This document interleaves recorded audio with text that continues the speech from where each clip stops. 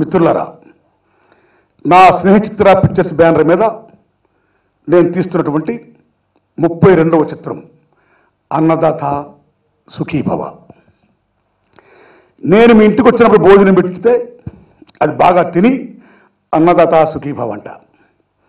మీరు నా ఇంటికి వచ్చినప్పుడు నేను భోజనం పెడితే మీరు నన్ను అన్నదాత సుఖీభవని ఆశీర్వదిస్తారు.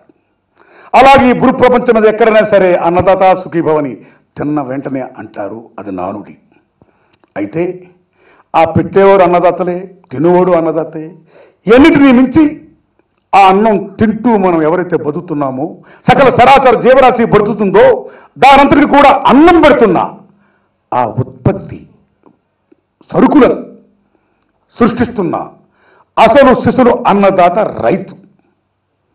అందుకే సమస్త విశ్వం అన్నదాత సుఖీభవ అంటే రైతన్నా నువ్వు సుఖంగా ఉండు అని చెప్పడంలో అర్థం. అది మన పండితులు చెప్పారు. అందుకే మన భారతదేశంలో 70% పైగా వ్యవసాయం, పల్లె వాతావరణం, గ్రామీణ ప్రాంతాలు. అందుకే ఆ రోజు నుంచి చాలా సంవత్సరాలు మీకు రైతే దేశానికి వెన్నెముక, రైతే రాజు, రైతు లేనిదే దేశం లేదు, అన్నదాత సుఖీభవ అని రైతుకి అత్యంత ప్రాధాన్యత కల్పించారు మన పెద్దలు, పండితులు, సమస్త ప్రజాలోకం. అలాంటిది ఈవేళ అన్నదాత సుఖీభవ కాదు, అన్నదాత దుఃఖీభవ అయిపోతున్న దశలో ఉంది ఈవేళ. ఎందుకు రైతులు ఈవేళ ఆత్మహత్యలు చేసుకుంటున్నారు? ఎందుకు దేశానికి వెన్నెముకైన రైతు వెన్నెముక ఈవేళ ఇలా విరిగిపోతుంది? రైతే రాజు అనే రైతు ఈవేళ ఎందుకు బికారిగా ఉంటున్నాడు? ఏం పరిస్థితులు నెట్టివేసబడ్డాయి? అత్యంత శోచనీయమది.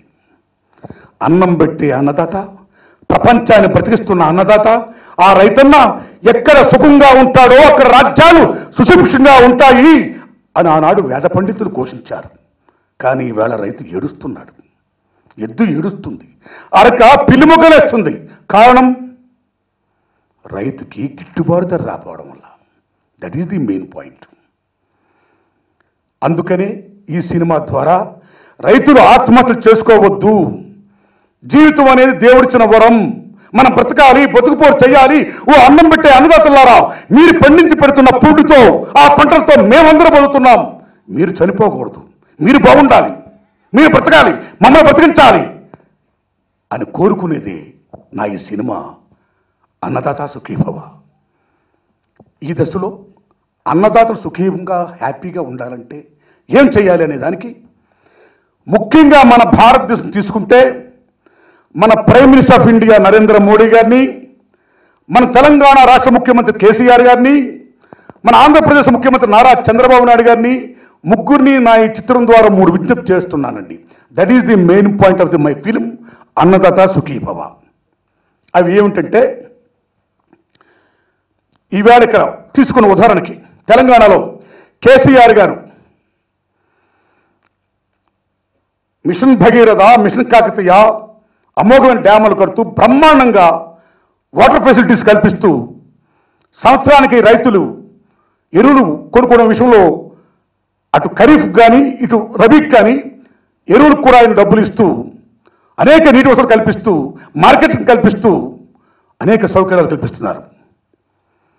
ఇన్ని మేలు చేస్తున్నా సరే ఎందుకు ఇవాళ తెలంగాణలో రైతులు ఆత్మహత్య చేసుకుంటున్నారు? కేవలం గిట్టుబాటు ధర రాకపోవడం వల్ల. గిట్టుబాటు ధర రాకపోవడం వల్ల. మిత్రులారా, భారతదేశంలో దేర్ ఆర్ 14 జోనల్స్. వరి బాగా పండే ప్రదేశాలు 14 జోనల్స్గా విభజించారు ఆ రోజుల్లో. అందులో ఉమ్మడి ఆంధ్రప్రదేశ్ ఉన్నప్పుడు వెస్ట్ గోదావరి ఒకటి, తమిళనాడులో తంజావూరు డిస్ట్రిక్ట్ ఒకటి. అలాంటిది ఈవేళ మీరు నమ్ముతారా? Can you believe? ఈవేళ భారతదేశంలో ముఖ్యంగా సౌత్ ఇండియాలో వరి బాగా పండే రాష్ట్రం మన ఆంధ్రప్రదేశ్ రాలా, తెలంగాణ వచ్చింది. దానికి కారణం కేసీఆర్ గారు చేపడుతున్న ఈ mission Bhagiratha, mission Kakatiya and వర్షాలు బాగా పడడం, బ్రహ్మాండంగా పంటలు పండాయి. Hats up. కానీ ఎందుకు రైతులు ఆత్మహత్య చేసుకుంటున్నారు? గిట్టుబాటు ధర రాకపోవడం వల్ల. అందుకని కేసీఆర్ గారు ఇన్ని మంచి పనులు చేస్తున్న మీరు, రైతుల సంక్షేమార్థం అనేక ప్రాజెక్టులు కడుతున్న మీరు, మై హంబుల్ రిక్వెస్ట్, ఎలాగైతే మీరు అసెంబ్లీలో ఒక ప్రజెంట్ డాక్యుమెంటేషన్ చేశారు మీ నీటి గురించి. అలాగే రైతులు గిట్టుబాటు రావాలని కూడా మీరు ఫైట్ చేయాలని ఈ చిత్రం ద్వారా మిమ్మల్ని నేను విజ్ఞప్తి చేస్తున్నాను సార్. రెండోది, మన చంద్రబాబు నాయుడు గారిని, డాక్టర్ కేఎల్ రావు గారు, ది గ్రేటెస్ట్ ఇంజనీర్, మహానుభావుడు. గంగ నుంచి కావేరు వరకు నదులు అనుసంధానం చేయమన్నాడు ఆయన. భారతదేశంలో ఉన్న నదుల్లో ఆ జీవనదులు కానీ, వర్షాకాలం వస్తే పారే నదులు కానీ, ఈ రెండు నదుల్ని కూడా అనుసంధానం చేసిన ఎడల 90% నీరు వృధాగా సముద్రం పాలవుతుంది. అలా పాలవకుండా దేశంలో ఉన్న పాడి పంటలకి, సాగునీరుకి, తాగునీరుకి అందిస్తే సస్యశ్యామలం అవుతుంది అని డాక్టర్ కేఎల్ రావు గారు ఆనాడే చెప్పాడు ఆయన. కాబట్టి నదుల అనుసంధానం అనేది మోస్ట్ ఇంపార్టెంట్ ఫ్యాక్టర్. ఆ దశలో ఇవాళ చంద్రబాబు నాయుడు గారు పోలవరం దగ్గర ఉన్న పట్టిసీమ నుంచి గోదావరమ్మ నేలని కృష్ణానగర్ కలిపి, కృష్ణా నుంచి పెన్నానగర్ కలిపి, అలాగా ఒక వెస్ట్ గోదావరి, కృష్ణా జిల్లా, గుంటూరు, నెల్లూరు, ప్రకాశం, రాయలసీమకి మహోన్నతంగా నీరు అందజేస్తున్నారు. Hats off. అదే దశలో ఈ చిత్రం ద్వారా నేను చంద్రబాబు నాయుడు గారిని కోరేది ఏమిటంటే, అయ్యా, ఏ రకంగా మీరు గోదావరమ్మ నేలని కృష్ణాలోని పెన్నాలను అనుసంధానం చేశారో, ఆ ఏరియాను బాగుపరుస్తున్నారో, అలాగే పోలవరం నుంచి గోదావరమ్మ నేలని మా ఉత్తరాంధ్ర ఏమైతే ఉందో, ఈస్ట్ గోదావరి కానీ, విశాఖపట్నం జిల్లా కానీ, విజయనగరం జిల్లా కానీ, శ్రీకాకుళం జిల్లా కానీ, ఆ ఉత్తరాంధ్ర మొత్తం దయించి గోదావరమ్మకి, శ్రీకాకుళంలో ఉన్న వంశధార నాగావళికి, గోస్తరి నదికి, అలాగే సరస్వతి నదికి, అది అనకాపల్లి దగ్గర పారుతుందండి, ఏడాదికి అనేక రివర్స్ ఉన్నాయండి, అన్నీ కూడా అనుసంధానం చేసి ఉత్తరాంధ్రను కూడా మీరు సస్యశ్యామలం చేయాలని నేను చంద్రబాబు నాయుడు గారిని ఈ చిత్రం ద్వారా విజ్ఞప్తి చేస్తున్నాను సార్. దిట్ ఇస్ రెండో పాయింట్ సార్. ఇక 3, నేను prime minister of India Narendra Modi గారిని రిక్వెస్ట్ చేస్తున్న ఈ చిత్రం ద్వారా, అయ్యా నరేంద్ర మోడీ గారు, మొన్న జిఎస్టీ కార్యక్రమాలు ఏమైతే మీరు జరిపారో, అది అర్ధరాత్రి మీరు పార్లమెంట్లో అనన్య సామాన్యంగా, అమోఘంగా, ఆగస్టు 15 స్వతంత్రం వచ్చిందన్న రీతిలో మీరు బ్రహ్మాండంగా జరిపించారు, జిఎస్టీని రిలీజ్ చేశారు. సెల్యూట్. అయితే దయించి మీరు నరేంద్ర మోడీ గారు, మన భారతదేశం వ్యవసాయ ప్రధానమైన దేశం, ఇప్పటికి 60,000కు పైగా రైతులు ఆత్మహత్య చేసుకున్నారు. It's a very big issue, very big problem now the India is facing. Because భారతదేశంలో 17 రాష్ట్రాల్లో వ్యవసాయ ముఖంగా పండిస్తున్నారండి, ఇన్ 17 స్టేట్స్. ఇంత బిగ్ ఇష్యూని మీరు దయచేసి స్వీకరించి తీసుకొని ఒక జాతి విపత్తుగా భావించి ఎందుకు రైతులు ఆత్మహత్యలు చేసుకుంటున్నారు? Why? What is the reason? అనేక రాష్ట్రాలు రుణమాఫీ చేస్తున్నారు, ఓకే. అనేక రాష్ట్రాలు, తెలంగాణలో కేసీఆర్ గారు రుణమాఫీ చేశారు, నీరు ఇస్తున్నారు, ఎరువులకు ఫ్రీ సబ్సిడీ ఇస్తున్నారు, డబ్బులు ఇస్తున్నారు, అన్నీ ఓకే. కానీ ఎందుకు ఆత్మహత్య చేసుకుంటున్నారు? దానికి కారణం ఓన్లీ వన్ థింగ్, మీరే చెప్పారు. రీసెంట్గా పార్లమెంట్లో కేంద్ర ప్రభుత్వం వారు చెప్పిన విషయం ఏంటంటే, భారతదేశంలో ఉన్న 46% పైగా రైతులు ఇవాళ అప్పులు ఊపిలో కూరుకుపోతున్నారని స్వయంగా కేంద్ర మంత్రి గారు చెప్పారు. అన్నిటిని మించి రైతుకి ఈవేళ సగటున నెలకి 6,224 రూపాయలు వస్తుంది శాలరీగా. వారు సంపాదిస్తున్న ఆస్తి ఎంతండి నెలకి? What is their salary for month? Only 6,224 rupees. అంటే పిటి. అది కేవలం ఒక రైతుకి వేసుకున్నాడైనా, ఒక రైతు కాదు. ఆరుగాలం కష్టపడేది రైతు కుటుంబం మొత్తం, అది గుర్తుపెట్టుకోండి. ఏ వ్యవసాయ కుటుంబంలో మీరు చూసుకోండి, భార్య, భర్త, పిల్లలు సమస్తం కష్టపడతారు. అలాగా కుటుంబం మొత్తంతో కష్టపడుతుంది. వాళ్ళ పగలు లేదు, చీకటి లేదు, హాలిడేస్ లేవు, పింఛన్లు లేవు, ఏమీ లేవు. ఆరుగాలం కష్టపడతారు వాళ్ళు. అతివృష్టి, అనావృష్టి, సమస్తం. అంత కష్టపడుతున్న రైతు ఒక రకంగా చెప్పాలంటే మీరు చెప్పిన ప్రకారము 6,224 రూపాయలు కాదండి, ఓన్లీ మనిషికి 2,000 రూపాయలు మాత్రం వస్తుంది రైతుకి ఈవేళ. Only 2,000 rupees. Only 2,000 rupees. ఈవేళ మన భారతదేశంలో ఒక గుమ్మస్తా గారికి కానీ, ఇంకో అటెండర్ గారు కానీ, ఎవరికైనా మనం వేసుకుంటే సత్యనారాయణ గారు రావడానికి ఒక 2,090 కోట్ల శాలరీ, 500 రూపాయలు చెప్పండి. మన గుమ్మస్తా గారినో మన అటెండర్ని తీసుకుంటే minimum they are getting 40,000 to 60,000 per month. Only 10 to 5 hours. 10 to 5 evening 4 o'clock దగ్గరే 8 hours ఓన్లీ. మళ్ళా శనివారం, సెకండ్ సాటర్డేలో, ఆదివారాలు సెలవులు, మళ్ళా బోనసులు, ఇంక్రిమెంట్లు, రిటైర్ అయిపోతే మళ్ళా పింఛన్లు, భద్రత ఉంది. భారతదేశంలో ఉద్యోగం చేస్తున్న ప్రతి వ్యక్తికి కూడా. కానీ రైతుకి ఏం భద్రత ఉంది చెప్పండి? సెలవులు ఉన్నాయా? లేవే. పింఛన్లు ఉన్నాయా? లేవే. పగలనక రేయనక అరుగాలను కష్టపడుతున్నారే. అతివృష్టి అనావృష్టి సమస్తం ఇన్ని ఇతిబాధలు గురవుతున్న రైతుకి నెలకి 2,000 శాలరీ అంటే రైతు ఇలా బతుకుతాడండి? ఉత్పత్తి ఎంత ఖర్చు పెడుతున్నాడండి? ఎందుకు ఎలాగైపోతుంది రైతు బతుకు? కారణం దళారీ వ్యవస్థ. ఈ దళారీలు, దోపిడీదారులు, అవినీతి అధికారుల వల్ల ఈవేళ రైతు బతుకు రోడ్డును పడుతుంది. అలా పడకుండా డాక్టర్ స్వామినాథన్ కమిషన్ ఏమైతే చెప్పిందో రైతాంగం గురించి, రైతుల బాగు గురించి, అది స్వయంగా గవర్నమెంట్ వేసింది సంస్థని. డాక్టర్ స్వామినాథన్ గారు చెప్పినట్టు రైతు ఉత్పత్తి చేస్తున్న ఆ ధాన్యానికి కానీ ఆ పంటలకు కానీ ఎంత ఖర్చు పెడతాడో దానికి ఖర్చులని పోను వచ్చిన దాంట్లో 50% పైన రైతుకు లాభం చేకూర్చాలి. అప్పుడే రైతు బతుకుతాడు, బాగుంటాడని చెప్పాడండి.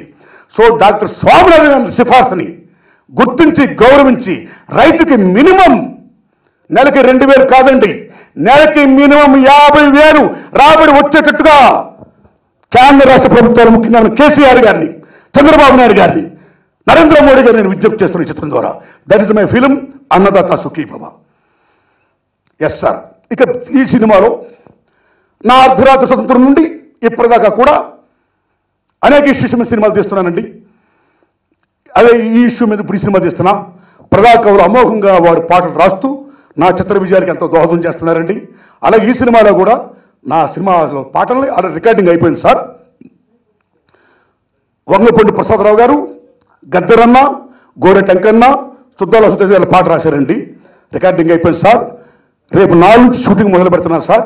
అట్లీస్ట్ 60-70 days అయిపోయిన తర్వాత, సినిమా అయిపోయిన తర్వాత రిలీజ్ చేస్తాను sir. This my program sir. కాబట్టి ఈ అన్నదాత సుఖీభవ అనే చిత్రం ద్వారా నేను రైతులు దయచి ఆత్మహత్య చేసుకోవద్దు.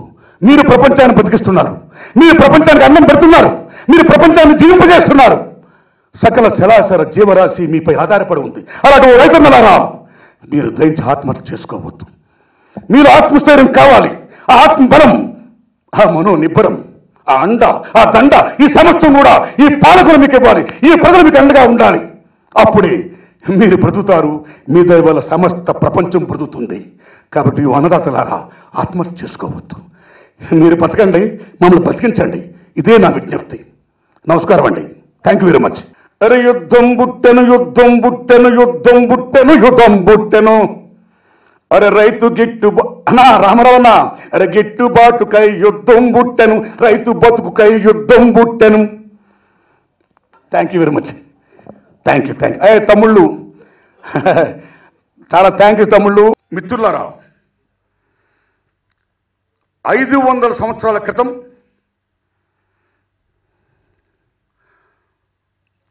శ్రీనాథ కవి సార్వభౌముడు వ్యవసాయం మీద ఉన్న ప్రేమతో రెడ్డి రోజుల దగ్గర ఆయన వ్యవసాయం గుర్తు తీసుకొని కొంత ఏరియా బ్రహ్మాండంగా పండించారు. హ్యాపీ. రెడ్డి రోజులు పోయి వడ్రేవరాజు వచ్చిన తర్వాత ఆయన తీసుకున్న స్థలం దగ్గర అది కృష్ణమ్మ నది ఒడ్డున ఉంది. అతివృష్టి వల్ల, ఆ తర్వాత అనావృష్టి వల్ల సమస్తం ఎండిపోవడం వల్ల ఆ శ్రీనాథ కవి సార్వభౌముడు ఆ చిస్తుని ఆ రాజును కట్టలేకపోతాడు. కట్టలేకపోయినప్పుడు శ్రీనాథ కవి సార్వభౌముడు మహోన్నత కవి సమ్రాట్ని చిస్తు కట్టలేదని రాజభటులు ఊరంతా ఊరేగించారు. ఈ భుజాల పైన పెద్ద పెద్ద బండరాళ్ళు పెట్టి మోయించారు. ఇనుప సంఖ్యలు కట్టారు. ఆ మనోవ్యక్తు, ఆ మనోబాధతో రైతుని, వ్యవసాయాన్ని ప్రేమించిన నేను చివరికి నా వ్యవసాయం ఆ అతివృష్టి వల్ల, అనావృష్టి వల్ల ఇలా ఛిద్రమైపోయినప్పుడు నేను చిస్తు కట్టలేకపోవడం వల్ల ఈవేళ నేను నడి రోడ్డు పాలైపోయినన్నాడు శ్రీనాథ కవి సార్వభౌముడు. ఆ మనోబెంగతో చనిపోయాడు. ఇది జరిగి 500 ఏళ్ల క్రితం.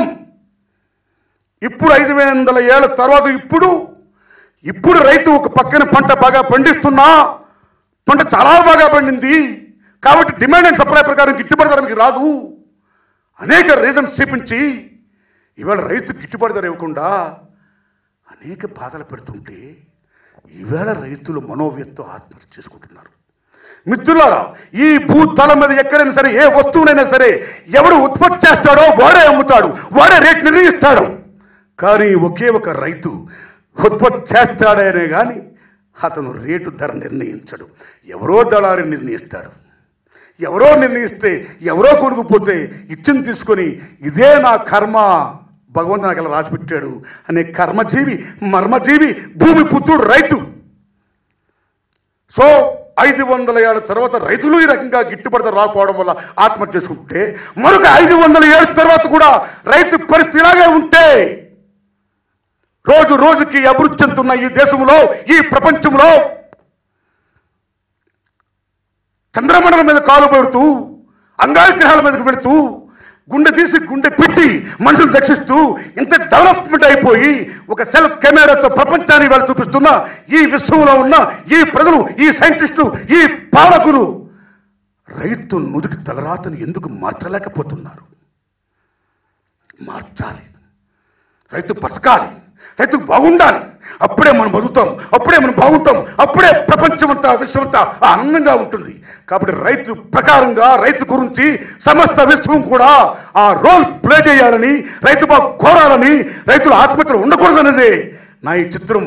అన్నదాత సుఖీ భవ. ఉంటాను సార్. నమస్కారం అండి. Thank you very much.